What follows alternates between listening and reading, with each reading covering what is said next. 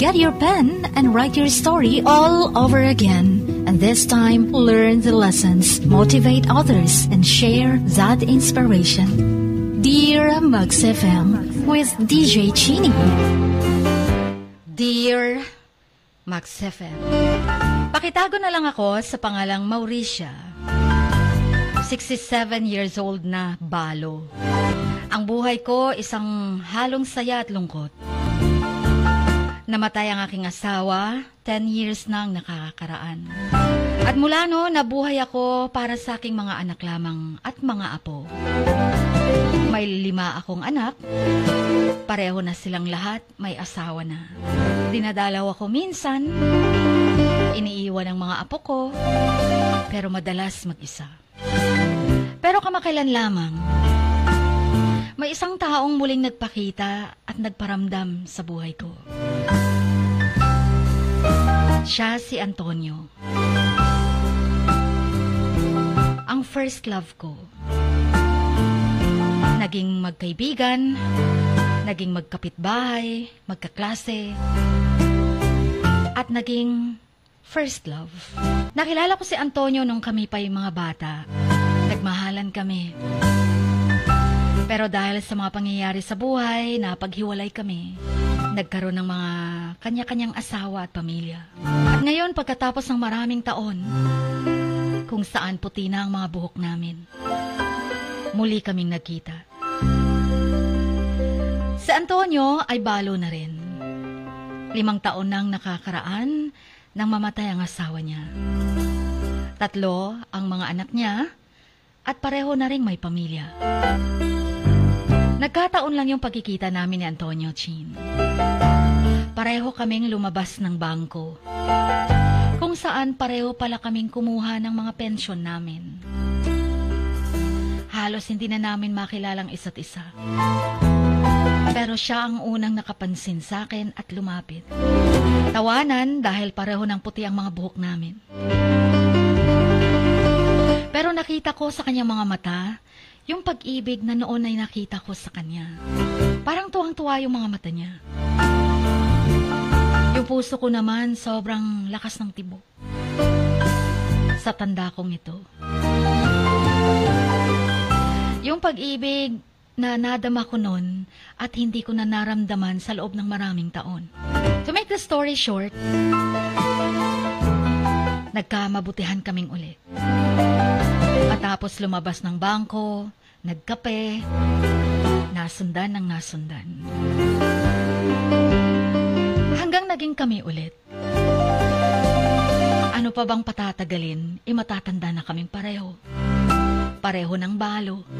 At kilala namin ang isa't isa, simula bata pa. Chin, gusto kong magpakasal sa kanya.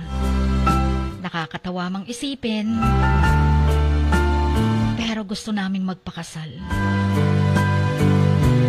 Yun bang sa hinaba-haba ng panahon, nagkitang muli ang first love. And first love never dies. Naranasan ko muli yung pag-ibig at saya. 10 years nang wala ang asawa ko at nangungulila ako sa kanya.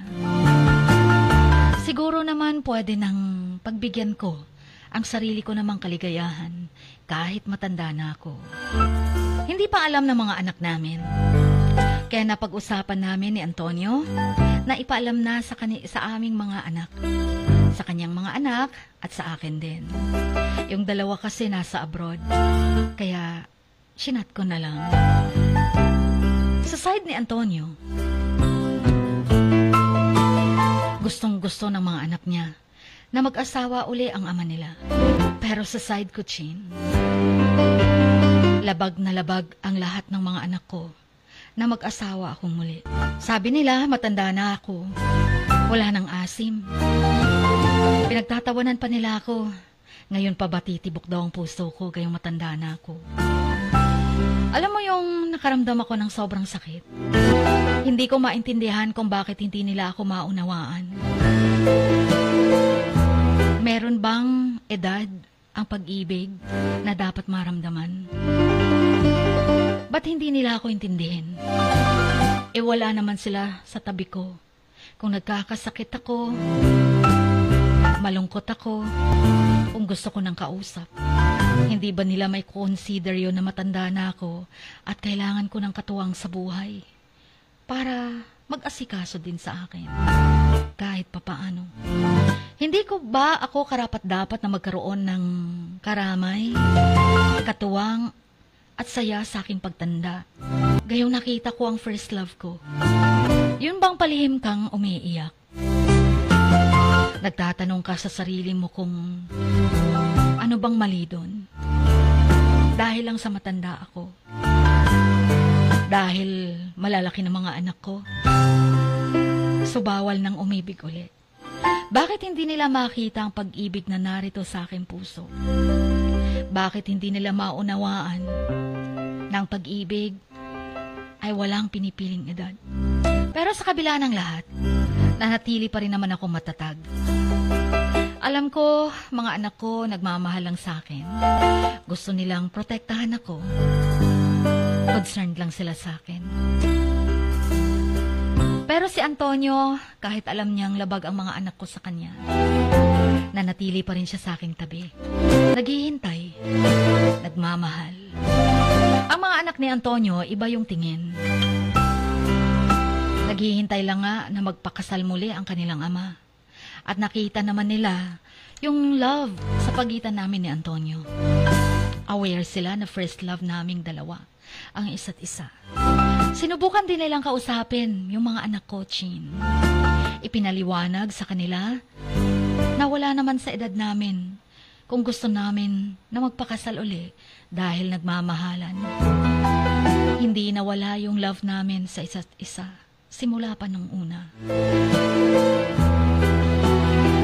Kinukumbinse ng mga anak ni Antonio ang mga anak ko na ang kanilang ama ay karapat-dapat na magkaroon ng kalihim o karamay.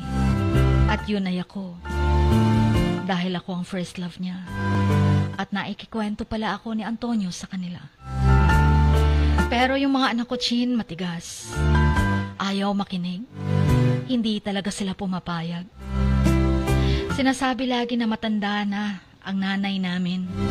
Hindi na dapat magpakasal pa. Sobrang lungkot at pagkabigo yung naramdaman ko. At hindi ko alam anong gagawin ko. Hindi ko alam kung dapat ko bang labanan yung mga anak ko, Chin.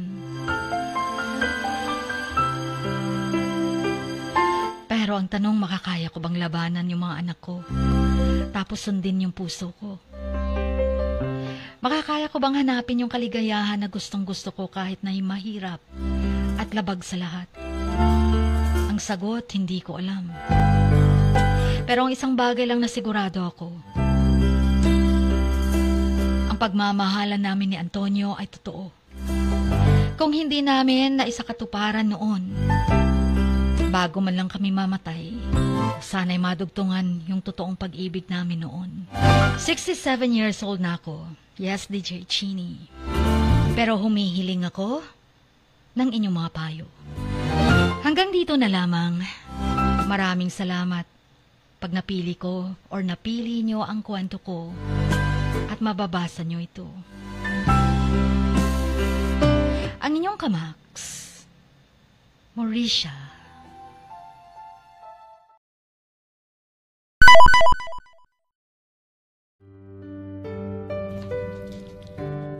Sa bawat pagluha mo, may nakatagong kwento.